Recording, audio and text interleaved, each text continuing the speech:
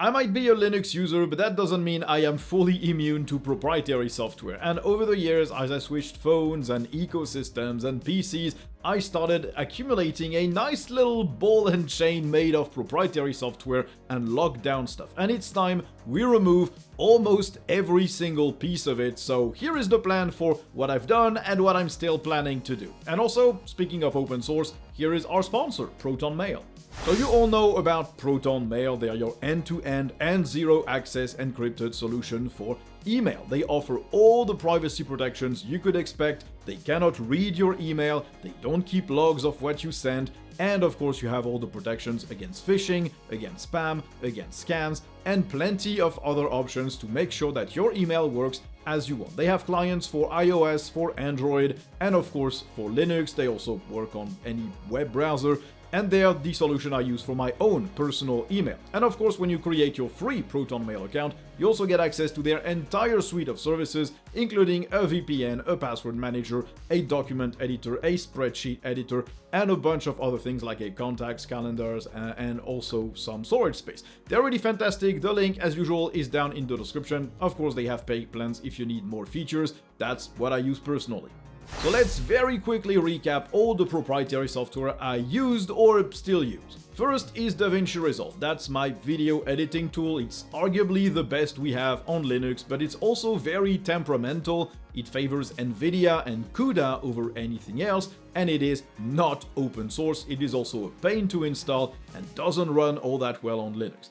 Next is my Synology NAS. I use one of those, and their software ecosystem is mostly proprietary. From the Synology Drive client you have on Linux, to their Notes app, to everything else around it, to the OS that the NAS runs, a lot of it is not open source. On my phone, I still use iOS currently, although that is going to change and we'll talk about it here. That means I use proprietary software there too. The OS, but also Safari, because every mobile browser on iOS is just Safari, Authy as an authenticator, which is not open, Discord, Apple Music for streaming, some iCloud storage for photos, which isn't useful at all for a Linux user, all of that stuff, not open. And then there's Steam, of course, some firmware, and a few other tidbits here and there that I just accumulated over the years. Now, why is that a problem, you might ask? If it works, then keep using it. The main problem is the lockdown it introduces. It's not the quality of the software, it's the fact that you cannot easily get out of it and switch to something else. Going on some iOS stuff, some iCloud stuff, means you can't easily export your music, your photos, your notes, all of that stuff is locked into Apple's silos. Using Synology means I'm stuck with their apps and software until I manually download all my files and move them to something else. Using Resolve means I'm more or less stuck on an NVIDIA GPU. That's also no longer true, we'll talk about it.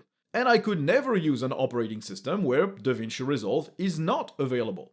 And that's the crux of it. Using this stuff means I cannot move to another platform that doesn't have access to these applications. My setup is not portable, it is not interoperable, it means I have to find workarounds, third-party sync solutions, and all of that kind of stuff. And that's not what I want. I use Linux for the speed, for the features, for the reliability, for the security, but I also mostly use it for the freedom it gives me. Using Linux means you can switch computers whenever you want, you can plug in any device, you can move around, try things out, and that's no longer possible with my current setup. So here is everything I changed and everything I still need to change.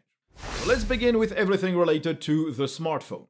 I used iOS, but I wanted to move to something else for a long while. I was looking at a Fairphone, at other Android phones that supported degoogled ROMs, but in the meantime, I made a video about Ubuntu Touch and I really loved the experience. So as a fun experiment, I will be trying it out for a month to see if I could live with it. Of course, you will get a dedicated video about that when that time has elapsed with all the apps I use, all the tweaks I made, but in the meantime, here is a TLDR of what I can actually do with that thing. So for the very basic smartphone stuff, I use it for taking photos, that works, browsing the web, that works, sending texts, calling people, navigating maps, all of that is fully doable. I also have an app called Sonic Player to stream music from my Nextcloud instance. This is using the subsonic server technology that is handled through Nextcloud Music. which means I could replace Apple Music. I still need to rebuild my entire library of songs, which I lost when Google Music closed and I didn't really pay attention to that, so that's going to take a while, but I'm doing it slowly. I also found an app for podcasts called Podphoenix. It works really well. I also sync calendars through Nextcloud. I sync files to the internal storage of the phone for all the important things I need to have on hand. It also handles my channels email through the Decat 2 email client. It all works really nicely. It's not flashy, it's not the fastest phone I used, it's not the best designed user interface I used, but it is really usable for all the basics. And also, it means I don't have access to all the crappy time sinks I found myself wasting time on more and more. YouTube Shorts, scrolling news, all of that I don't do on Ubuntu Touch because either I don't have the application for it, or the experience is just a tiny bit slower, which means it's more intentional when I decide to use it instead of always having it at hand. Now, instead, I waste my time finding applications for Ubuntu Touch and ways to fix the little things that annoy me, which means my wife still thinks I spend way too much time on my phone, which I do, but this is learning time, because it's fun, it's an experiment for technology, it's not time wasted. So at least the phone operating system I use is now open source, and the default apps I use are also open source, which is a big progress compared to that iPhone. But that's not all I need in a smartphone, so I also enabled Waydroid, meaning I do get access to a bunch of Android apps. I have Proton Mail, I have Facebook Messenger and WhatsApp, because some people just refuse to move to anything else, Joplin, Discord, my workout application, Firefox for when I need a better browser, Proton Pass, the Aurora Store, and all the default AOSP apps when I need them, plus my Warhammer app when I'm going to play a game or two. Which means I can still do almost everything I did on my iPhone. But the good thing is this is handled just like you would handle a Windows VM on your Linux PC. It is out of the way when you just want to use your phone as a basic phone. And when you need to do something extra, something that you intentionally want to go do, then you open that Waydroid or you just resume it because it's already running in the background, doesn't use that much battery,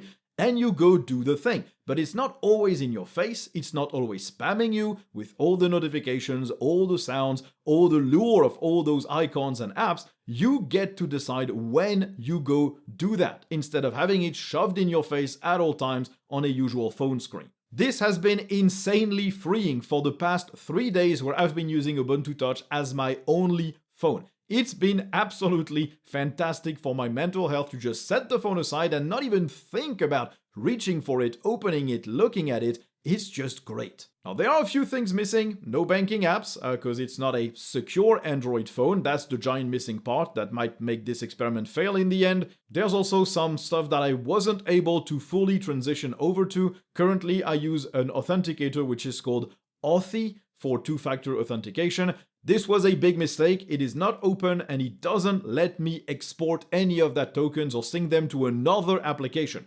I can't run Authy on Waydroid because it requires a fully secure Android phone, which Waydroid isn't detected as, so I will need to revoke every two-factor authentication permission and re-add them in another authenticator on the Ubuntu Touch device. Probably it will be on the Proton Pass app so it can be synced to other device when I ever need to move to something else, if I ever decide to not stick with Ubuntu Touch. But that's going to be a long process and yeah, that's going to be annoying to do. Now, to be clear, the only reason why I'm able to use Ubuntu Touch as a daily driver for now is because I actually want less smartphone in my life. It is not a full replacement for a full Android phone or a full iPhone. The reason I can move to it is because I don't want to have access to those distractions, because my willpower is not high enough. I can set all the barriers in the world, the notification limiting, the screen time limiting. I will bypass them every single time. So not having the app on my phone and having to go to the PC to do something, or having the app so out of the way that I don't think about it, that works for me, but that's not going to work for everyone. So I'll be taking that Ubuntu Touch phone with me as my only device in my vacation in Portugal next week, and we'll see if it works. This is basically a crash test. If there's something I absolutely cannot do and I'm stuck, then this will be an indication that it is not a reliable device for day-to-day use, but I will try it out for a full month only using that, and of course I'll make a nice dedicated video about it to explain how I did, what worked, what didn't. Another big transition I made is the move away from NVIDIA. NVIDIA drivers are open source these days, but they are mostly just a big wrapper for the massive proprietary firmware blob that they use. NVIDIA on Linux also has a bunch of issues: no hardware acceleration in GNOME boxes, at least it never worked for me, no quick fixes and updates to the drivers to fix games on release, worse Wayland support, more delays, more issues. So I finally transitioned to another computer, my desktop PC, with a Radeon RX 9060 XT, which is a fantastic card. Now that's a PC I already had, I already talked about it when I talked about making my own Steam gaming console way back.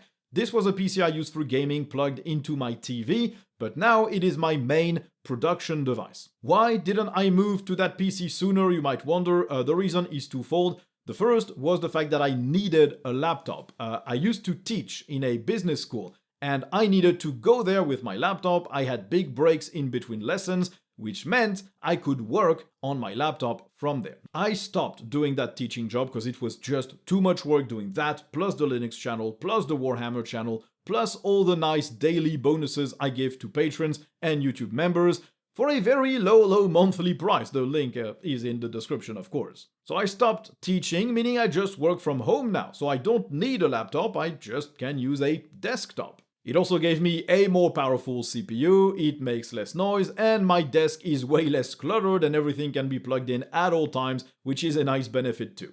And sure, AMD also has some proprietary firmware to run their cards, you need it, but it is less massive than NVIDIA's, and AMD is more open source friendly than NVIDIA, so it feels better to use AMD on Linux anyway. The second reason I wasn't able to move to that desktop previously is DaVinci Resolve. That's the next big proprietary piece of software that I'm trying to replace. So first, I did manage to run DaVinci Resolve on that AMD GPU. It requires OpenCL, but not every version of OpenCL will work, which is also a piece of proprietary software in the form of CUDA that was replaced by OpenCL, which is open source. Resolve is also a pain in the ass to get to run, it doesn't support the global menu well, it also doesn't have a title bar by default. It's not a practical piece of software to run on Linux, but I did manage to get it running using DaVinci Box. It pre-configures almost everything. The performance is a tiny bit worse on the desktop when there's a transition, animation, or animated title, but it is indeed way better when you're just navigating the timeline, cutting parts of a clip, reordering stuff, loading thumbnails. It is faster for that on the desktop. Exporting is also a bit more annoying on AMD because it doesn't support H.264 or H.265. I added a third-party library to do so, but apparently the resultant file, when transcoded by YouTube, had issues. In the previous video, you might have noticed some audio desyncs and the image jumping around. This was probably due to the fact that I exported using a third-party library. I'm now exporting to MPEG. You'll let me know in the comments if this video has the same problems with choppiness and audio desyncs. The problem is, I'm still using DaVinci Resolve. It is still a piece of proprietary software, and so that's why I'm looking at Kdenlive again. I started trying to recreate my daily news video template, my patroncast template in there to relearn how it works, but it is a long process. Think of it as being a Photoshop user transitioning to the GIMP for the first time. You know you can do what you need to do in there, but it's way different, and so relearning all of that takes a long time, so I don't have a timeline on when I'll move fully back to Kdenlive, but I did use it in the past. My previous videos, where there were wipes everywhere and the music was way too loud, they were done with Kdenlive, and I can do that again without the wipes and the music that is way too loud, that is, unless you want me to bring that back. I don't know when this transition will be done, but I am looking at it. I do want to use a free and open source video editor. Now the next piece of the puzzle is the Synology NAS and my general cloud ecosystem. Currently I use a Synology NAS to store photos, to store documents, as a backup and as a collaboration tool, and my digital ecosystem was fragmented between that Synology NAS, some Apple things like iCloud and Apple Music, some things on Proton as well like passwords.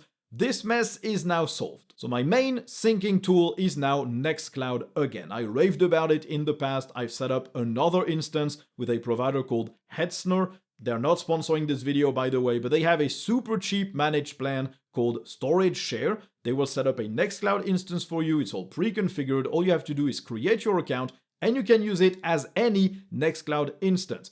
It's cheap, it's fast, it's maintenance free. But of course, you don't control the entire server, you have to trust them to not peep at your data. They're a very well-known provider, so I'm not worried about this. So that Nextcloud instance now handles all my calendars synced to my PC and also to that Ubuntu Touch phone. It handles my contacts synced to my PC, but unfortunately not to the phone because I haven't found a solution for that. It syncs my notes, my documents, my photos, my videos, and even my music with a subsonic server. I use the Nextcloud desktop client for that on my PC, and I have apps on the phone that I already mentioned quickly, and that I'll go over in more details when I do a dedicated video on how I set up Ubuntu Touch. The Synology NAS is still there as a backup and as a shared storage space for my coworker on the Warhammer channel, but we're going to move everything to Nextcloud instead. I already have a local backup with a 2TB hard drive. I don't need another local backup with the NAS, and my coworker will be able to just upload to Nextcloud instead of uploading to the NAS. Doesn't change a thing. It has enough storage space, so the NAS will probably be sold at some point. Now, other things that weren't fully open that I replaced, we have AnyType. It is more source available with a few restrictions on redistributing your modifications, and honestly I wasn't using like a third of its features, so I moved all the publication schedule for my videos that AnyType handled to Planify instead. It works really well for me. I also moved from OnlyOffice to LibreOffice fully now. OnlyOffice, while open source, did some relatively unsavory things with their licenses and restrictions, so it's just LibreOffice now. But there are some other things I haven't been able to replace, of course. The proprietary firmware used by AMD and Intel, these I simply cannot do without. They have to be there, unfortunately. Second is Discord. I haven't been able to move away from that. All my friends use it. We use it for gaming, for Warhammer stuff. It's unfortunately here to stay. Third is the PlayStation 5 I use for gaming. This one will get the boot once the Steam machine enters my home. I'll just stick to games available on Steam anyway. The PS5, I haven't played a Sony exclusive in a long while apart from Spider-Man 2. Nothing they announced tickles my fancy, so I will be fine. That will be replaced, and I'll even be able to pay for a little bit of the Steam machine by selling that PS5 and my game collection too, which isn't too bad. And of course, I still use Steam because there is no open source option for that on PC, is there? So that one is an open source, it will likely never be. I've made my peace with that.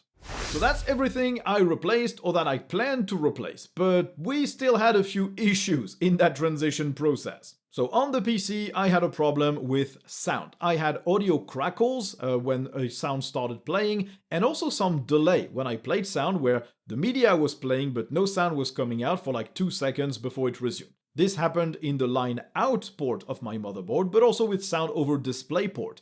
I found a solution after much tweaking, testing, pipe-wire pulse audio.